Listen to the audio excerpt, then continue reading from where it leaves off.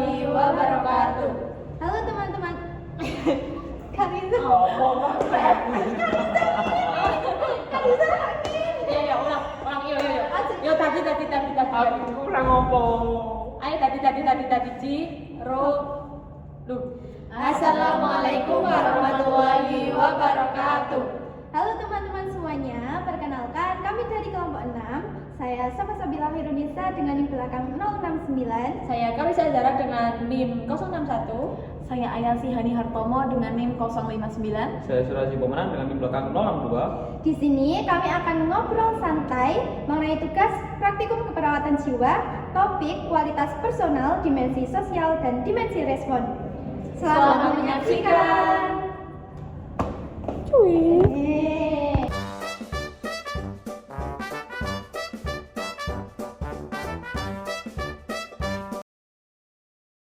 Di video ini kita mau membahas mengenai topik dimensi tindakan dalam keperawatan jiwa. Tapi santai aja ya, kayak diskusi biasa gitu biar nggak tegang. Iya sih, karena jujur aja kalau pertama kali dengar kata dimensi itu kayak suatu topik yang berat sih. Padahal kalau dipahami pelan-pelan tuh konsepnya deket banget sama praktik perawatan sehari-hari loh. Dan biar nggak cuma teori, kita juga bakal bahas komponen dimensi kesehatan jiwa dan kasus pasien. Menurut kalian, dimensi tindakan itu yang seperti apa sih? Kalau aku pribadi, dimensi tindakan itu apa yang benar-benar dilakukan kita sebagai perawat ke pasien setelah proses pengkajian dan proses diagnosis. Iya, kalau cuma ngaji data tapi nggak ada tindakan, kondisi pasien juga nggak bakal berubah kan? Nah, apalagi di keperawatan jiwa, tindakan itu seringkali nggak kelihatan secara fisik, namun dampaknya besar. Di dimensi jiwa itu ada beberapa komponen, mulai dari biologis, psikologis, sosial, spiritual, dan lingkungan. Biologis ini hubungannya sama fungsi tubuh pasien. Meskipun perawatan jiwa, kebutuhan fisik tetap prioritas kan? Iya. Iya, betul juga. Ada juga contohnya berupa pola tidur, pola makan, pola istirahat, sampai kepatuhan minum obat dari pasien. Ya, misalnya pasien cemas berat itu, biasanya tidurnya berantakan. Nah, kalau biologisnya mulai kepegang, biasanya baru kelihatan nih masalah psikologis dari si pasiennya. Iya, karena pasien itu udah agak lebih tenang dan bisa diajak komunikasi. Nah, psikologis itu fokus ke emosi, pikiran, dan perasaan pasien. Tindakannya bisa berupa komunikasi terapeutik, bantu pasien mengenali emosi, atau mengajarkan coping yang positif. Pasien tuh butuh didengarin tanpa dihakimi. Dan itu sudah termasuk tindakan perawatan. Kalau psikologisnya mulai membaik, biasanya pasien itu mulai berani berhubungan sama orang lain, dan di situ masuk komponen sosialnya.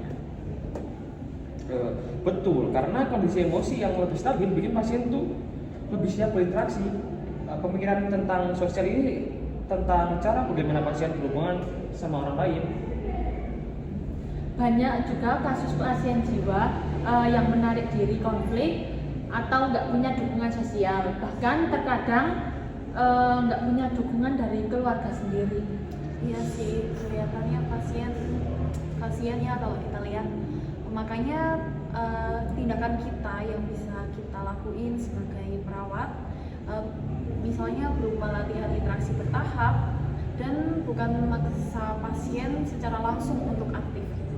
Nah, di tengah proses ini, kadang muncul pertanyaan dari pasien soal hidup dan harapan. Disitulah peran komponen spiritualnya itu main.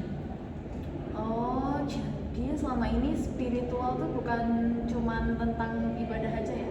Iya, kalau spiritual itu soal makna hidup, harapan, dan keyakinan. Tindakan bisa dengan fasilitasi ibadah atau sekedar dengerin pasien soal cerita harapan hidupnya. Nah, kadang pasien itu ngerasa hidupnya nggak ada gunanya. Perawat bisa bantu pasien nemuin kembali harapan sekecil apapun, dan perawat itu nggak boleh maksa pandangan pribadinya si pasien itu. Nah, semuanya komponen tadi bakal kurang maksimal kalau lingkungannya nggak mendukung gitu. Nah, makanya lingkungan jadi komponen komponen terakhir, tapi efeknya besar. Dan lingkungan juga bisa diartikan sebagai ruangan dan suasana. Bisa berupa lingkungan fisik dan sosial di sekitar pasien. Banyak tindakan yang bisa kita lakukan berupa mengurangi kebisingan atau menjaga privasi pasien dan juga pastiin keamanan pasien itu terjaga. Ya, lingkungan yang aman bisa bikin pasien itu lebih merasa tenang dan dihargai gitu. Lalu digambarkan lingkungan itu kayak pondasi yang menopang semua komponen sebelumnya. Nah, sekarang kita masuk ke contoh kasus ya. Biar penerapan dimensi tindakan ini itu kelihatan lebih nyata gitu. Misalnya ada pasien Tuan A usia 23 tahun dirawat dengan keluhan kecemasan berat gitu. Dari hasil pengkajian, pasien kelihatan gelisah, sering mondar-mandir, napasnya cepat, lalu dan bilang susah banget buat tidur. Iya, dan pasien itu juga bilang dia itu merasa takut tanpa alasan yang jelas, pikirannya penuh dan susah untuk dikontrol. Kalau dilihat secara nonverbal, pasien juga kelihatan tegang, kontak matanya kurang fokus, sulit duduk tenang. Dari sini kelihatan ya kecemasan pasien itu berdampak ke fisik dan psikis juga. Nah, makanya kalau kita bahas dimensi tindakan, biasanya mulai dari komponen biologis dulu. Kalau secara biologis ya, tindakan perawat itu bisa fokus bantu pasien mengatur pola tidur dan istirahat, karena kurang tidur itu bisa bikin kecemasan pasien itu semakin berat. Kalau contoh pengaplikasiannya secara langsung, kita sebagai perawat bisa nih bikin jadwal tidur, mengurangi aktivitas sebelum tidur, dan mungkin juga bisa memastikan pasien cukup istirahat selama proses keperawatan. Nah, kalau kondisinya fisik itu mulai lebih stabil, barulah kita masuk ke komponen psikologis itu. Nah, di sini komunikasi terapeutik jadi kunci utamanya. Nah, perawat juga bisa ngajak pasien ngobrol dengan nada tenang dan menunjukkan sisi empati diri kita. Contohnya tuh kayak dengan pertanyaannya kayak apa yang paling kamu rasakan saat ini gitu. Terus supaya pasien itu supaya buka perasaan.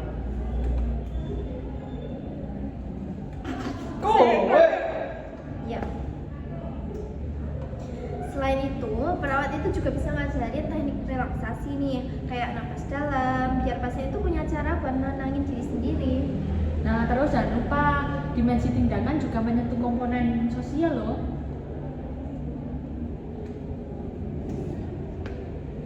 Walaupun pasien itu lagi cemas, tetap perlu kita dorong untuk berkomunikasi. Misal minimal sama perawat dulu deh. Nggak harus langsung ngobrol panjang gitu, nggak harus. Bisa mulai dari jam pertanyaan singkat atau ngobrol santai gitu. Nah, tujuan dari ngobrol singkat supaya si pasien ini nggak merasa sendirian dan tetap punya koneksi sosial. Nah, selain itu komponen lingkungan itu juga penting banget loh. Nah, lingkungan yang berisik atau nggak nyaman kan biasanya bikin si pasien makin cemas dan makin parah gitu ya penyakitnya.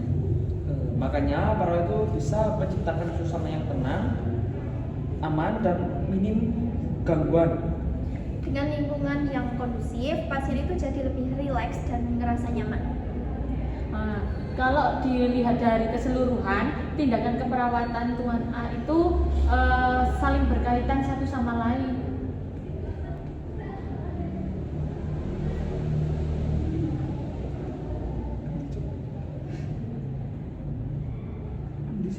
Ini seru loh. Mulai dari fisik yang distabilkan.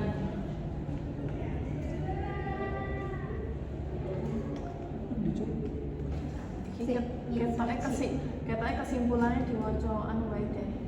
Sampai Kok kan bisa orang belum tahu. sampai ininya Dimulai dari fisik. Oh iya, kita baik. bunyi kan ya. Iya. Mulai dari fisik yang distabilkan, kondisi psikis yang dibantu lewat komunikasi, sampai dukungan sosial dan lingkungan. Nah, semua tindakan dilakukan secara bertahap dan disesuaikan sama kondisi pasien sendiri. Dan tujuan tujuan akhirnya itu jadi jelas, yaitu mengurangi kecemasan pasien dan membantu pasien itu beradaptasi lebih baik lagi. Jadi kesimpulannya, dimensi tindakan dalam keperawatan jiwa itu merupakan bentuk aksi nyata perawat dalam membantu pasien mencapai kondisi kesehatan jiwa yang lebih adaptif dan optimal.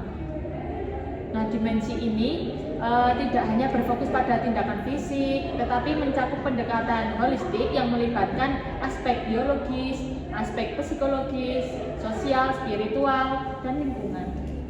Nah, sekian diskusi dari kelompok kami tentang dimensi tindakan. Terima kasih sudah menonton. Sampai jumpa.